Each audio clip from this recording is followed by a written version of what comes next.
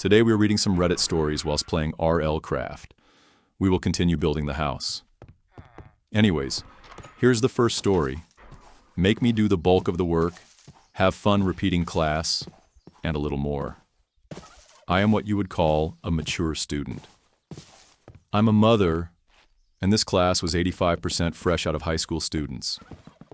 This story takes place in a class that is required in order to get a degree. At the beginning of the semester, my instructor assignment partners for several large assignments due throughout the semester. This was new to me since my other classes never did this. But this professor was new, and I figured it was to save time I'm marking. There were 4 major assignments due. At first, my partner Sarah, not real name, was great in the first project. She did her half and gave it to me in a timely manner, so I could add her information to mine. I'm kind of a perfectionist and she didn't mind. I thought we were good. But by midway through the term, I kept getting messages she was busy or didn't have enough time to complete her part. I'm pretty laid back, so while it did irritate me, I figured I could help her and did most of her half. Side note, I'm friends with the ladies in her dorm, and one roommate is my cousin. I went out for drink with some of them one night, and the drinker they got, the more they started talking about Sarah and being annoyed with her. Apparently Sarah was going out to party almost every night, and when she returned, was loud. She never cleaned up after herself, and often brought back random people. My cousin at this point said that she was bragging about getting a free ride in most of her classes that required partner work. All she had to do was come up with a poor excuse that was all, "Woe is me," and her partners fell for it.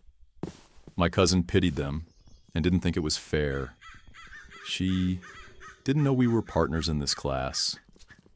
This pissed me off but didn't say anything. Third major project came, and sure enough, she made excuses. I have her a lot of ways to make up time, adjusting my schedule to hers, willing to meet at the library in the evenings and weekends, offering tips for time management, and nope, still with excuses. Third project received great marks too. Okay to revenge, sorry about long post. The final project is work, 45% of grade. It makes up for a final exam, and pretty much a make-or-break assignment for grades. I was done with her. A week before it was due, I still have her the benefit of doubt, and she pretty much shot me down. Told me I was such big help to a fresh student, and she will do what she can to help, but please don't expect a miracle. By this time, I pretty much had the project done by me 100%. I scheduled a meeting with the professor with documents to show her of how she never helped. I gave her copies of my email exchanges, text messages, and her admitting she didn't do anything to contribute, but if I was so kind enough to add her name to the assignment, because I am her partner after all.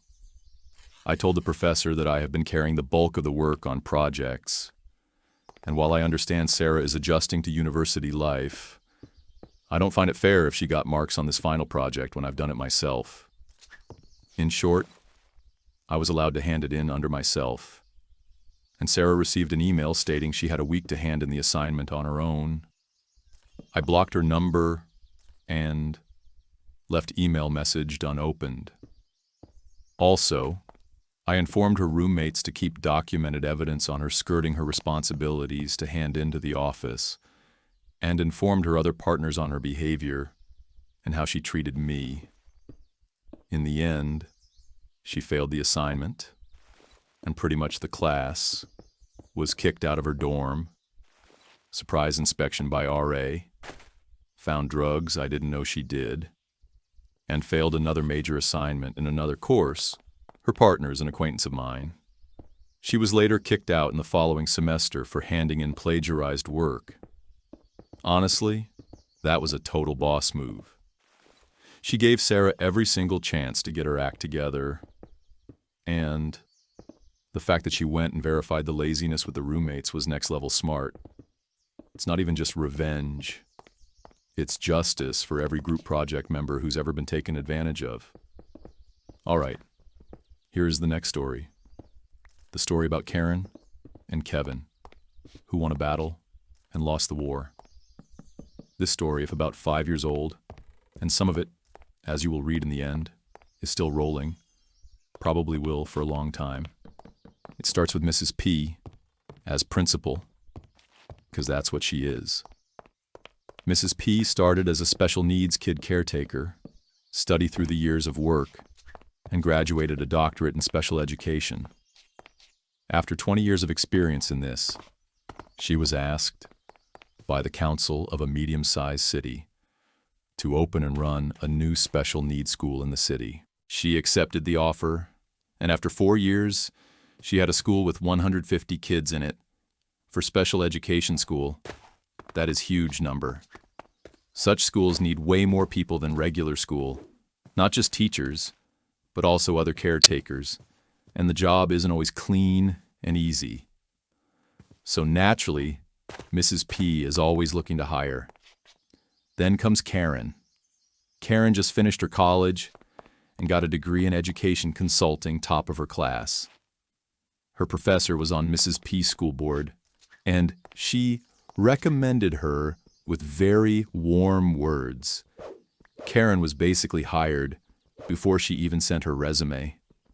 Karen is married to Kevin, of course, who finished his law studies top 5 in his class, and now doing his internship in a big law firm, awaiting his license to practice the law. Basically, their future is laid bright and clear. All they have to do is not F up on the path to nice, rich life. Mrs. P accepted Karen to work in the school and announced her she will start to work in August 20th, about a week before the school year starts, as the staff needs to organize the school for the opening of the school year. Karen protests that she is a consultant, not another lowlife that comes to mop the floor. Mrs. P is pissed by this attitude, but Karen is top of her class and supposedly the best in the field, so she just smiles and say, "Staff starts to work on August 20th. Your staff too. So, be here on that date." Karen isn't happy, but, well, that's life. That pre-opening week, the staff will never forget. While teachers and nurses and other members all work together hard to get the school up to shape, including painting the walls, setting equipment, and other choirs you don't learn in college. Karen fixed her own room, sat in it all day, and played with her phone. Needless to say, she wasn't very popular among school staff. But time went on, school opened on time, and things started to get into their regular routine. Karen was causing more and more issues. She refused to fill in regular reports about her activities, was not available to meetings with staff and parents, and all in all, was a total entitled Karen. Mrs. P tried to talk to her again and again, to no avail. Eventually, Mrs. P asked the professor, the one who gave Karen her degree, the one who was on the school's board, to sit with Karen daily and couch her how to actually work and function in a real school environment, as apparently she didn't learn that in college. But even that didn't help. Karen was hated by all the school staff, and their work was done poorly and getting worse every week. Mrs. P had a meeting every week with Karen and the professor to discuss her performance and how to do better. Meanwhile, important reports and other documents were not filled, and the care to the children was getting worse every day. Until eventually, a parent filed a complaint about the poor treatment his child got, and the board became aware of the issues. A meeting was set with the board, Mrs. P and Karen. The professor promised Karen that if she will set order to her paperwork and act respectfully, it will be all right. Karen knew she was on the hook now, but just couldn't stop being a Karen. So, the day of the meeting comes, and Karen is a no-show, no call. She just didn't come that day, and the day after, and the week after.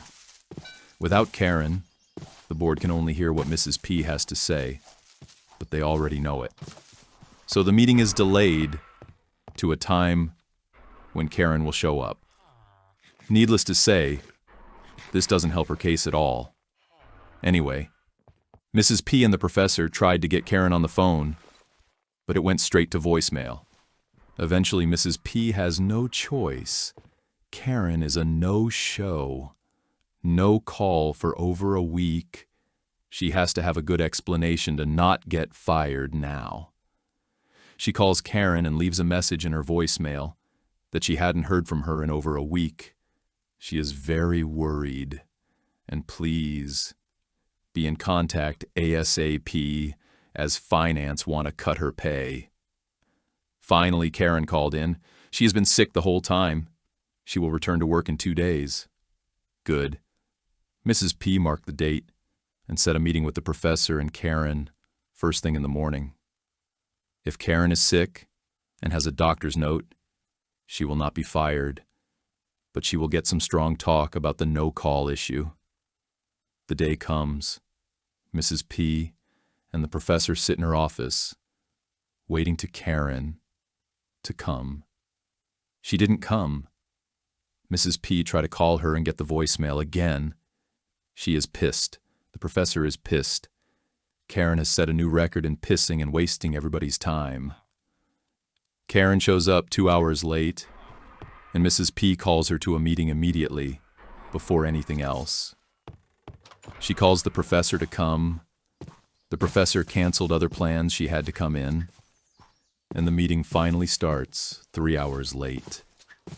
Thankfully, Karen had a doctor's note. She is okay on that. But she is going to get the strong words talking now. About 10 minutes into the meeting, Karen burst in tears. The meeting is stopped to cool things down, but not over yet. After a few minutes, everybody comes back into the room, and Karen open. I am still not okay. I still feel sick. I want to go home now. Mrs. P is silent, and the professor comment, as a board member, I must say, as long as you are sick, your job is safe.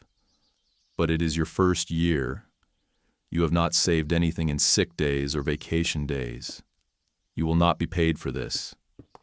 Karen just said, we will see about that, collect her things, and left.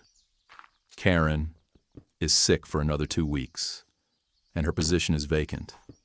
Mrs. P does what she can to fill the void, as do others. But it's clear a man is missing, and the position needs to be filled. Eventually, Mrs. P calls Karen again to ask her how she is and when she will be back, when Karen says she can't handle the pressure and wants to quit. Mrs. P is stunned by this. Karen is only in her first year. Quitting in the middle will risk her future, and finding another consultant in the middle of school year is almost impossible. But she keeps her thoughts to herself and just said, she doesn't think it's necessary or wise. Just feel better and come back. But Karen doesn't come back. And after 2 more weeks of absence, her husband calls in to ask why no money is paid. He gets the obvious answer. Karen has no right to paid sick leave. He gets angry and promises to check his options, which in lawyers' terms is, I want to sue you.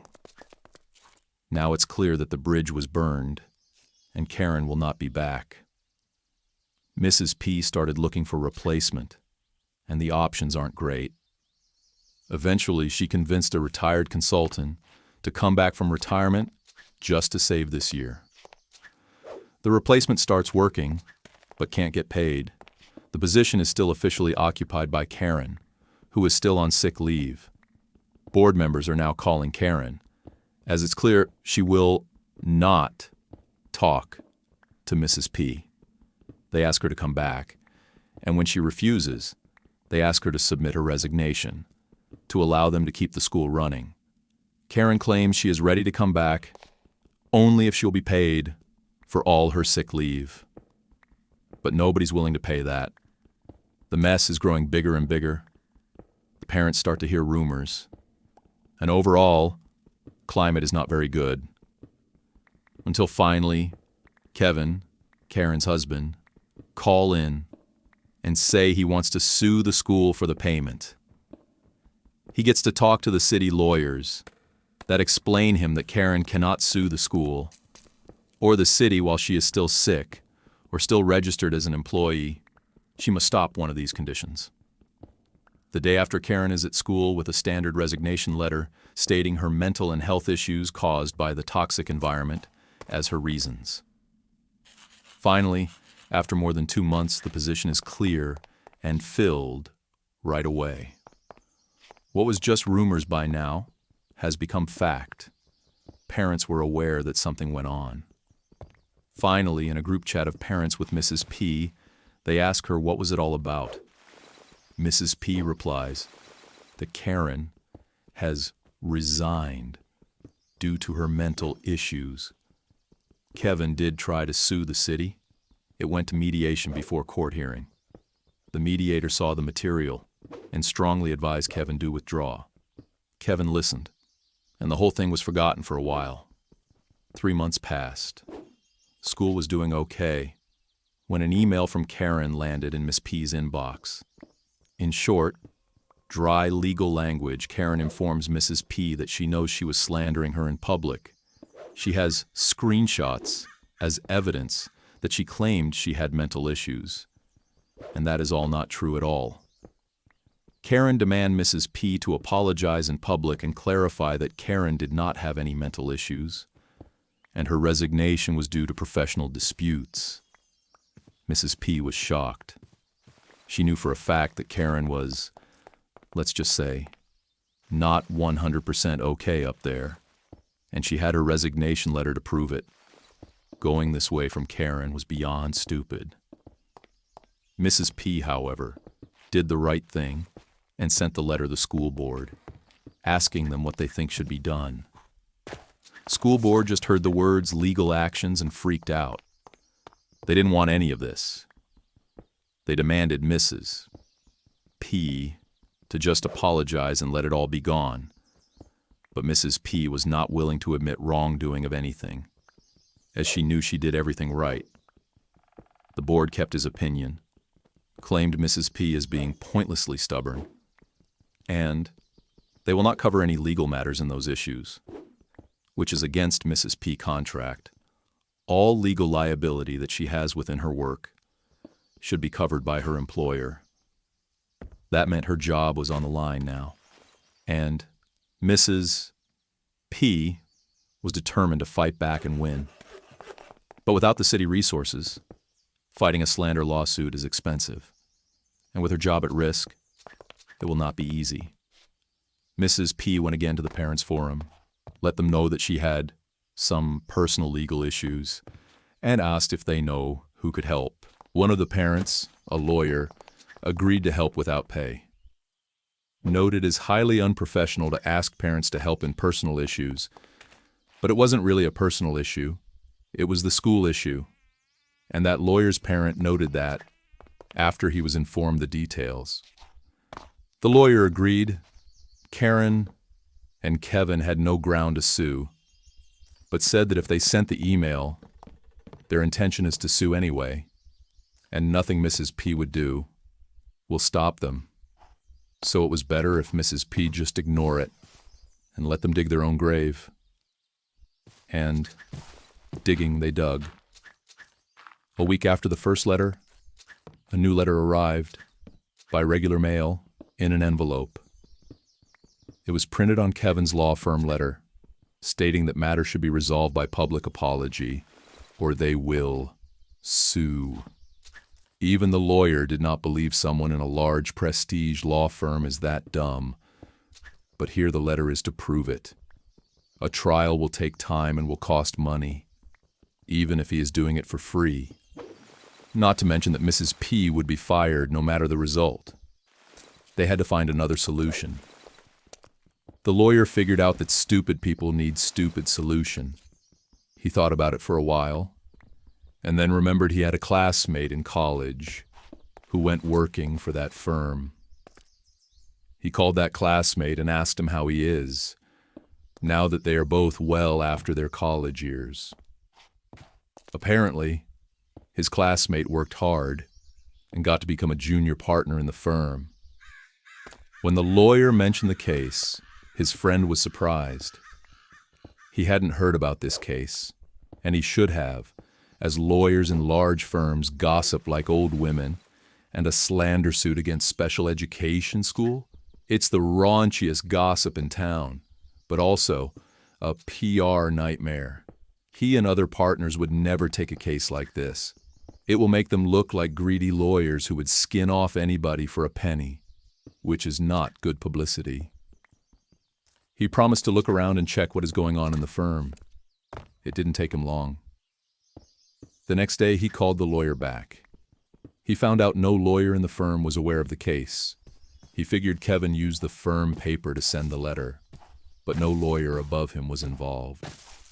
Good news for our lawyer. Together they planned the right answer to Kevin and Karen, the answer that will shut them out for good. The lawyer called Mrs. P and told her his plan. It was easy, simple, and malicious.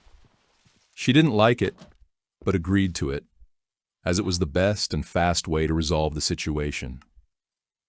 Next thing, the lawyer drafted his settlement agreement. He called Kevin and asked him if it will do. The agreement stated that Mrs. P will apologize to Karen in the most public way she can, and will post all the legally related papers alongside the apology in the school webpage. The agreement stated that the apology can come in any form if it can be searched in Google search and has a link from the school webpage. It also stated that after the apology, Karen and Kevin will not be able to sue the school ever again, and will have no further demands from Mrs. P or the school ever again. The last clause stated that if any unrelated issues will come of this agreement, Karen and Kevin will be liable for any consequences, and the school can demand any losses it suffers from them. Kevin agreed to all the terms. Within 2 hours, Karen and Kevin signed the agreement, and the next stage was ready to launch. The lawyer came to Miss P's office with the equipment he needed and the apology transcript. He set a video camera and Mrs. P read her apology. She opened with an introduction, who Mrs. P is, what she had done so far in her career, her degrees and recommendation. She also made an introduction to Karen, her career so far, her degree and recommendation, none so far. And after the introduction, she explained that Karen claims she left the school in the middle of the school year because of professional disagreement, and any other comment Mrs. P or any other have claimed about Karen health and mental issues, if false, and Mrs. P is sorry if Karen or anybody else heard so, and if Karen's feelings were hurt. In essence, anyone who sees the video understand exactly who Karen is. And even if Mrs. P didn't say it in words, it was clear she thought very bad things about Karen. Right after it was finished, the video was uploaded to the school YouTube channel, and a subsite under the school website was created showing the video and all the related documents, including the threatening letter Kevin sent in his firm paper. A link was sent to Kevin with the short line, "That settled the matter. Don't contact us ever again." Karen and Kevin have won the battle. A month passed, and Kevin suddenly got fired from his firm. Apparently, he wasn't in a position to send a letter threatening lawsuit under the firm paper without any higher-up lawyer watching him. Sending it like that for a case he managed himself was plain fraud. He was reported to the bar, but to not let a scandal and PR disaster come out, He was just let go, and no further punishment were taken. The firm sent a letter to the school, admitting the fraud and asking the school to remove the threatening letter Kevin sent. The school graciously agreed, and Kevin's letter was removed, but the firm letter admitting Kevin's fraud was published instead. Kevin was done in the business. Any lawyer who he came to look for a job asked him why he left the big firm before he got even past the first stage. And a simple search of his name showed he committed fraud against a special education school from all places. Nobody would hire him. Meanwhile, Karen kept looking for a job in her field. She had to wait until a new school year will begin. Her college professor was not willing to write her any recommendation, and she had to explain the missing year in her resume to any principal. Few school principals heard she worked with Mrs. P and called her to ask about Karen, which Mrs. P only said that due to legal issues, she can't talk about Karen, and it is all explained in the legal section of the school website. That was enough. Any principal who knows Karen Swade, her former school, will not dare to hire her. Karen lost that school year, and to support herself, began looking for other jobs. She found a job as a secretary in an office that didn't Google. Searched her name and worked there for a couple of months, until the manager got bored one day and decided to search Karen's name. She was fired the next day for a minor F-up. It is more than 5 years since it happened. Kevin is a lawyer in a sleazy firm hired mostly by low-life criminals. He loses most of his court cases and known as the low-life lawyer for the low-life criminal. Karen is still looking for a job. She can't hold a job for more than 6 months before she gets fired for petty things. They both know very well why they are doing so poorly in life. Kevin sent another threatening letter demanding to remove all mentions of his name and Karen name from the school website. He also asked to remove the video. The lawyer just told him that it is what he agreed on, and if he wants to renegotiate, he will demand Kevin to pay for damages. He didn't specify what damages, and Kevin didn't ask. He gave up. Karen and Kevin admitted defeat. They lost the war.